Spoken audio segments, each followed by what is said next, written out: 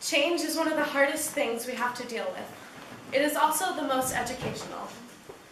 It was over a year ago I realized that I had the power to control and change my life. This realization came to me gradually when I realized that if I was unhappy with how I was living or feeling, the power to change that was in my hands. So I started making changes. One major change was in the way I eat. At the time, I didn't realize how much of a growth and transformation this change would create. From a young age, I had an unhealthy relationship to food. I used food as comfort, but at the same time, it made me not like my body and feel unhappy. I grew up in a house that didn't eat meat, and we didn't eat fast food, and I was brought up being health conscious. However, I did try fish and chicken, and I ate my fair share of sweets and processed treats. I never ate enough vegetables, and weirdly enough, I was disgusted by all fruits. I didn't understand or care about the nutritional side of food. The sweeter, the better was my motto. Good evening, everyone. My name is Lily Shakur, and I have created a 10-day meal plan to help transition people into a whole food, plant-based diet. A plant-based diet is essentially a vegan diet. I do use both of those names, but they're the same thing. So. This journey for me all started in the beginning of 2014 when I felt I wanted to be healthier. So I started to try to incorporate more vegetables into my diet. But at the same time, I started to restrict my food intake. I knew I wanted to be fit, but the problem was I was really lazy. I also didn't think there was a healthy way to lose weight. So then I began to see the word veganism through different social media sites. My initial idea of vegans was that they were all a bunch of hippies that only ate lettuce and tofu.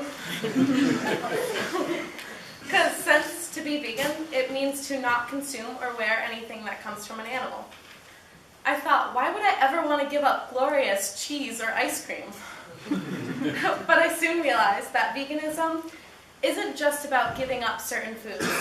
It's about eating as much plant-based food as you want, and that food makes you feel get energized and feel healthy. So once I truly began to understand what it means to be vegan, I knew it was perfect for me. I went into this new lifestyle with immense passion and motivation, even though I was unsure of what was good for me to eat. Quickly, I became fascinated by nutrition, and the idea that what we put in our body affects every little part of us still amazes me. I began to read books on nutrition and watch documentaries and listen to speeches about a plant-based diet and nutrition. And these videos and books only increased my passion for nutrition. At the beginning of last summer, I started to try to pick my senior project.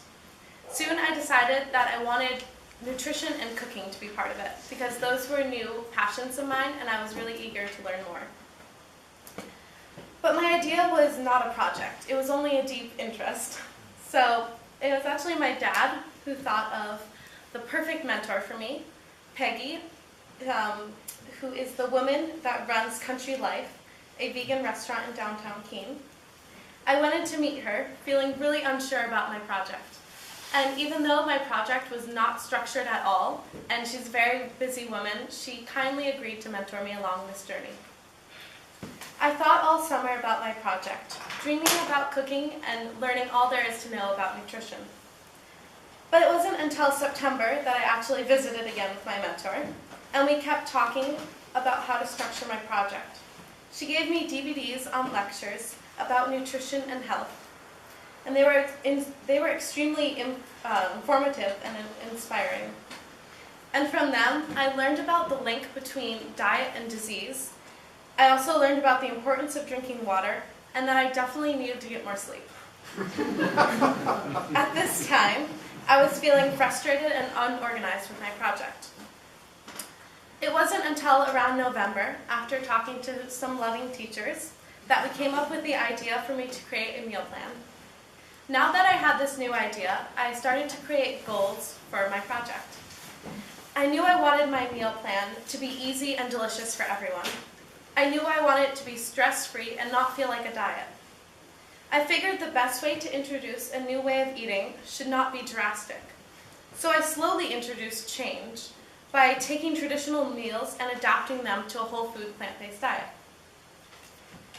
It was then I began to work with my mentor on different ways of organizing a meal plan and what I wanted to be in it.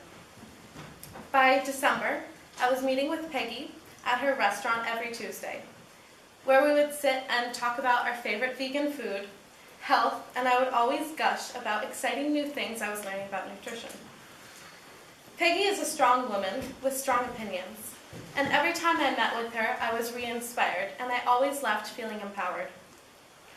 I think she could see the passion I had for this project, even when I was unsure of what to do next.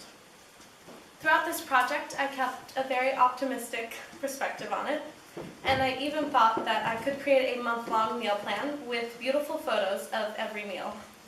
But I soon realized it was much harder to write recipes than I had thought, especially for me because I'm the kind of cook that is not very precise, so I kept having to think how much I had actually used, and that really slowed down the process.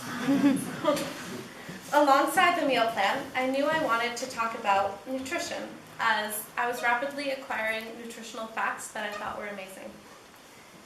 I was constantly feeling inspired for my project, from meeting and talking to fellow vegans, going to vegan restaurants, and anytime I had a discussion about a plant-based diet or nutrition. All of those things filled me with passion and a drive to help people feel healthy like I do now. In January, my mentor and I decided it would be best for me to make a 10-day meal plan, and I would apply a few of my favorite nutritional facts to my recipes. So then I began to read vegan cookbooks and to document what I ate daily, and that helped me to create my recipes. I had to make sure that the meals were nicely balanced in nutrients and flavor, that they were simple enough, and of course I had to make sure that they were delicious. When I started this plant-based diet, I had to slowly introduce fruit. One of the ways that I did this was to make myself fruit smoothies. Then I discovered banana ice cream. I'm like, holy grail. So good. And it quickly became my favorite breakfast. And actually, banana ice cream is the first breakfast for the first day. So you start out with like the good stuff, you know? So banana ice cream is really simple. All you need is like 4 to 5 frozen bananas. You put that in a blender, blend it up with coconut milk till it gets to an ice cream consistency, and then you can really have fun with flavoring it. My personal favorite is taking like a cup of berries, whether it's strawberries, raspberries, blueberries, all the berries, put it in there, and it's so good. Or you can put in dates, and that makes it really caramely, and like you don't even realize you're eating dates and bananas. It's so good. Or you can put in some cocoa powder, or you can put in vanilla, or you can put in peanut butter, really anything. And you can always top it off with coconut sugar, coconut flakes. It's really fun, obviously. Along with that, I have learned, and am still learning, countless amounts of facts and ideas about nutrition. I feel I have gained a deep understanding for the connection between my body and how it's affected by certain foods. Now when I eat something that was highly processed, I definitely feel it in my stomach, and also it messes with my digestion. As opposed to when I eat a natural fruit or veggie meal, I instantly feel energized and physically light. My point is not to tell you all about everything I learned about nutrition, because we would be here a while, but it might get boring too. But however, I do love nutrition so much, so that makes me want to share a few of my absolute favorite things that I learned from my mentor. And I hope to inspire some of you to want to learn more, or maybe even try out a plant-based diet. Now, let's talk about calcium.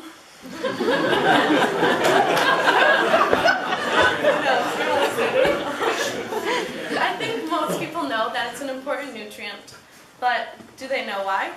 Yes, it is important for our bones, but more importantly, our body cannot properly absorb any other nutrient without calcium. So if you are lacking in calcium, then you're lacking in everything. Want a sense of humor? Eat calcium.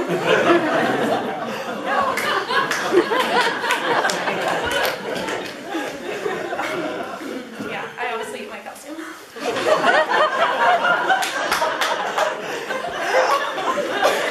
Because a plant-based diet is full of calcium.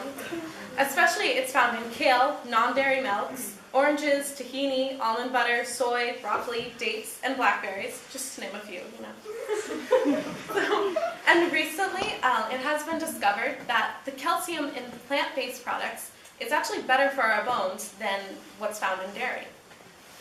Through my research, I have discovered that every plant has every nutrient that you need. Where animal products may be high in calcium, protein, and all your vitamins that you need, it also comes with baggage. Every animal product comes loaded with cholesterol, trans fat, and hormones, not to mention all the hormones that they add. And those are the leading causes for heart disease, diabetes, most cancers, osteoporosis, acne, and many other diseases and health problems. Where do you get your protein is the first question that I get asked. And if you're a vegan, you know what I'm going through. The amazing thing about protein is that you can find it almost anywhere. The best plant-based sources of proteins are dark leafy greens, nuts, soy, quinoa, grains, beans, peas, and seeds. And these things come loaded with benefits that we can't find in animal products, such as fiber. It is common to think that vegans are deficient in everything. But through my research, I have come to find out that meat and dairy eaters, on average, are deficient in 7 nutrients, whereas people that eat a plant-based diet are only deficient in 3. So it doesn't have to be hard or time-consuming to get all your nutrients. Like for lunch, when you're on the go, you can just use whatever you have in your refrigerator.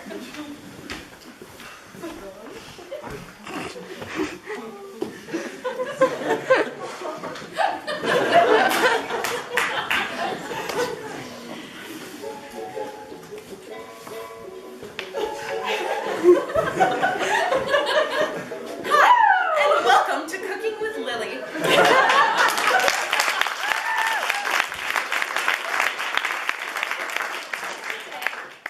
I will be showing you how to make my famous sushi salad bowl. First, you're going to want to look and see what kind of vegetables that you have in your kitchen or your refrigerator. So today, I have some nice lettuce. Any kind of lettuce will do.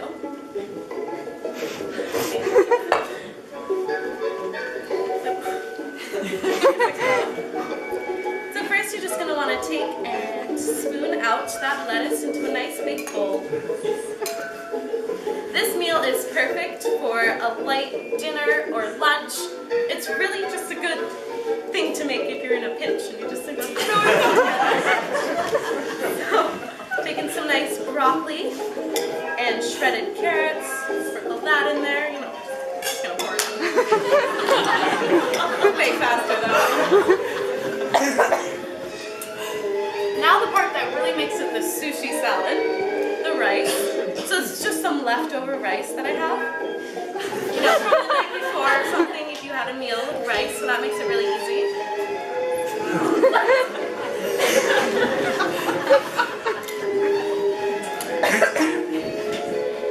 Here we go. Some nice cut cucumbers.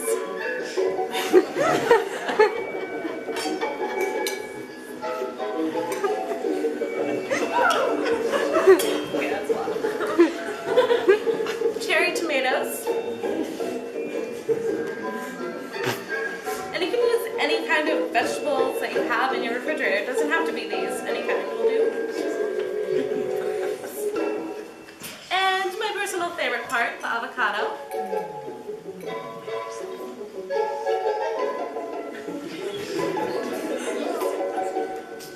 You're just going to want to slice this up.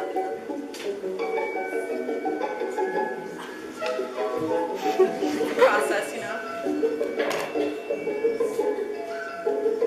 There you go. It's so good, honestly. This is like the best thing ever. Chop that up.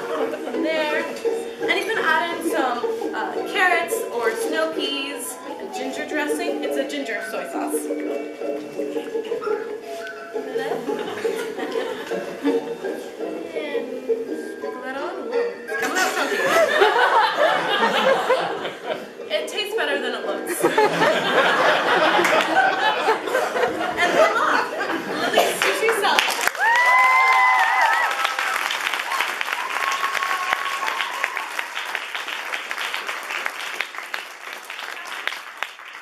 This recipe is in my meal plan, and I have just a few of my meal plans in the back on the table back there, which you can view after. It also, the whole meal plan is up on my blog, and my blog name is also in the back. I do have the first day printed out, and there's enough for everyone. Feel free to take one, also back there.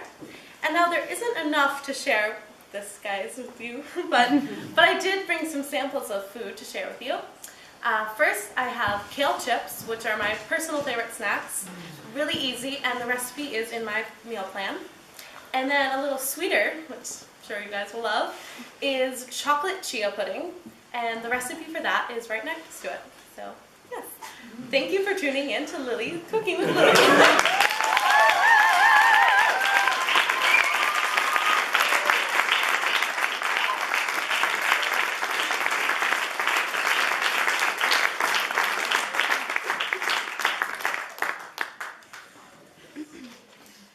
Beyond the nutritional facts I have been learning and benefiting from, I had gained a deep compassion for every living being. I feel at peace knowing my food choices reflect my love for animals. I also feel good knowing that my personal environmental impact on the planet has lessened. Just this week, the Dietary Guidelines Advisory Committee, a federal appointed panel of nutritionists, released their recommendations. For the first time, they took into account the environmental impact. They state that a plant-based diet is not only healthiest for us, but also our planet. Most importantly, I have developed virtues such as self-confidence, motivation, and the power to happily eat a lot of food, like sometimes more than my dad. I've even found that as I gained confidence in myself from the choices I had made, it began to positively affect my schoolwork and my attitude towards it. I accomplish things with excitement and passion, and I am constantly striving forward in every aspect of my life. Though my mom says my room is never clean, but I'm still working on that one.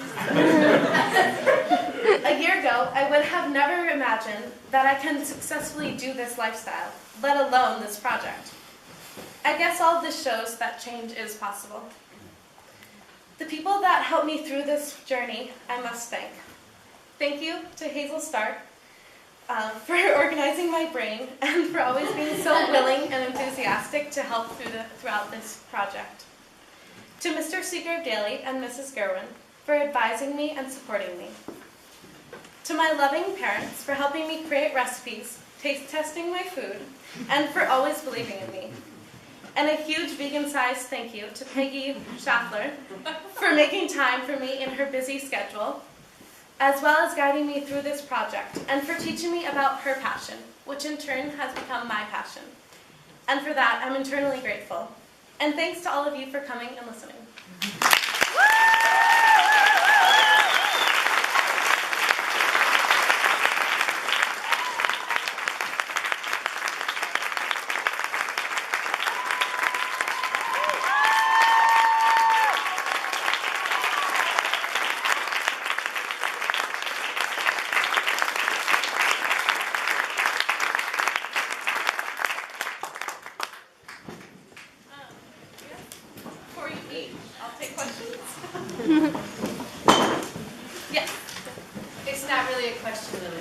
But I wanted to say that your observations and the information that you have been bubbling up with over the last couple months have influenced what we buy and what we eat at our house. Oh my God.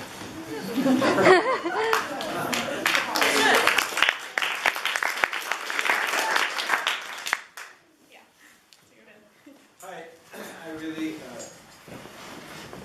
appreciated that a significant part of your experience in preparing for this and also in speaking about it is that veganism is not a lack. There's a richness in there. But I will confess that the one sort of obstacle mentally that I come up against in just thinking about veganism is pastries. I'm not asking you to defend it, but just sort of like, can you make an argument? Yeah, actually. Well, there's actually really, really good vegan bakeries and pastries, especially in like, cities and stuff like that.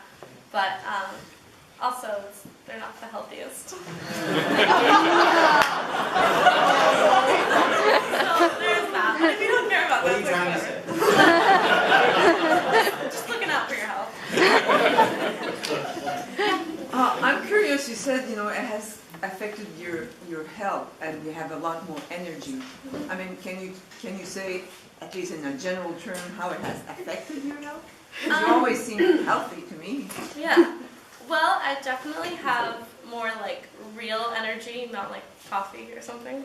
I only am lacking in that if I don't get enough water or sleep. But I don't know. I feel like my mom could answer that better. Like, cause I Her sometimes colds don't. last 2 days instead of 10 days. Oh, wow. She hasn't been hardly sick all year, where she used If to I do, get it's cold like after cold. Day or two. Wow.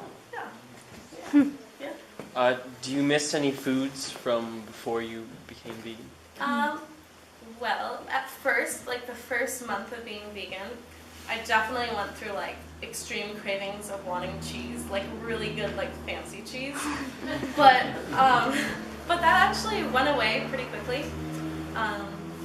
I think I don't know why. I was like, I don't need it anymore. And ice cream I didn't crave because there's a really good vegan ice cream. So yeah. Now, is there a very big difference between vegan and vegetarian as far as the benefits for your body? If you like have the eggs and so from organic? Yeah. Yeah, because I mean, if they are organic or if they're from a family farm or something, you still are getting the cholesterol and the trans fat and the unnecessary stuff for your body too. So even if you don't eat meat, which that's a great benefit, but there's also especially if you eat like a lot of dairy, it's just gonna take a toll. Yeah. Oh my God, Maisie. Okay, Maisie, girl. I was wondering, do you think that there's a way to be an unhealthy vegan? Because obviously you know so much about it, Yeah. and so you have the benefit of that. But do you think that people who go into being a vegan, say just to lose weight or something, and they just eliminate everything, do you think that could be unhealthy? I think definitely, and I actually think the vegans that do it, or do an unhealthy vegan diet, is if they don't research it. Also, if there is some, I mean, love them, but there's some vegans that go and they're like, oh, just for the animals. So they like, which I understand, but like they don't look into the nutritional or the health or anything. So they're just like, well, I'll just eliminate animal products. But yeah, there's definitely junk food vegans, as we would call them. So that means like they'll be like, oh yeah, Oreos and this candy I don't see anything that's from an animal, but like there's stuff that still not good. So. Yeah, back there. So you should definitely have a cooking show because that was awesome. I've always dreamed of a cooking show. And what was maybe the hardest part or like the biggest challenge for you during this process? During what? Like senior project. Oh, the senior project part. The hardest part was, I don't know, all around just coming up with the recipes. Just because I don't know, there's a lot of different food and there's a lot you can do with vegan food. Almost at first I wanted to do like the kind of more complicated side of veganism, where it's like the vegan cooking is like you try to, like you take like a mushroom and you can make it taste like steak, which just sounds like magic, but it actually is possible. But then I decided not to do that, and it was just kind of hard to figure out what kind of recipes I wanted to do, and also I'd never written recipes before, so that was really hard actually. So many. Okay, yeah. Lily, did you feel any social pressure when you made the change? Like, were people chasing you around with pieces of cheese or? No, nothing like that really. I mean, there was a few like questions, and definitely like and this is a little joke for vegans, but like everyone becomes a nutritionist when you turn vegan. Like, it's like, are you sure you're getting this and you're this? And it's like, are you? Like, no, not really. I mean, there was a few like people that I didn't know over social media, like messaging, or like comments and be like, steak, eggs, bacon, runs. Is that necessary? that was the hater, you know. So, no, everyone in my class and my friends were really, really good about it, actually. Yeah. Nice. Start drama. Yes, I mean, yeah. Folks were asking about positive effects, but I'm wondering have you fallen off the wagon either intentionally or accidentally and noticed adverse effects? No, as my dad would say, I'm really religious about it. So the only times that I like fallen off the wagon is if it was like really, if I didn't look at the ingredients twice, because that's what you gotta do as a vegan, you have to look at it twice. And then I was like, oh shoot, there's egg, because it'll say dairy free, and I'll forget about eggs. But wait, what was your question? Did you notice if you had adverse effects? You know, bake sale. Okay, I'll just have one little brownie or something, and then notice a physical effect or. No. I was always like, nope, nothing here for me. So, go ahead. Like I've offered Lily plenty of treats here, and she's like, no, I'm vegan. I'm like, that really sucks. Turns out she's having a better time than me because I'm getting sick more now than ever, and she's like just beaming, glowing, so healthy. She's like, man, maybe I should do what you do and you're doing it right. Try it. All right, one more question. Louie? One of the only bad things I can think about being vegan is with organic vegetables and things that are specifically made without dairy. Don't they cost more? Of course. Well, if you like get like the highest end stuff, but I mean, not that I ever bought meat, but I'm pretty sure meat's pretty expensive too. Right, but I'm a vegetarian, and okay. but I still do dairy and eggs. Right. And obviously I eat vegetables, but like if I suddenly started to get like vegan ice cream, would it cost more? Well, vegan like specialized products, first of all, they're not necessary, but also they're not like freakishly expensive unless you go like really high end. But also, vegan like staple foods are really cheap, like grains and rice and pasta. Those are like the vegan staples, and they're really, really cheap. You can get them in bulk, really cheap. The vegetables, I guess those would be the ones that are a little bit more pricey if you get the organic, which is the way to go. But so yeah, it's a mix. It's like sort of a little more expensive, but with the bulk and the staples, it's not. Isn't the mix? Your wife is asking questions. Oh, sorry. Isn't the mix like pay more, eat less? Is that vegan model? Vegans eat more. Wait, what were you? Pay more, eat less. Pay more, eat less? She eats a ton. I eat so much though. It's just answering Chloe's question. Oh. I know. I mean, no. Maybe not. Pay more, eat No. more. Yeah, what? Pay more, eat more. Yeah, pay slightly more, eat a lot.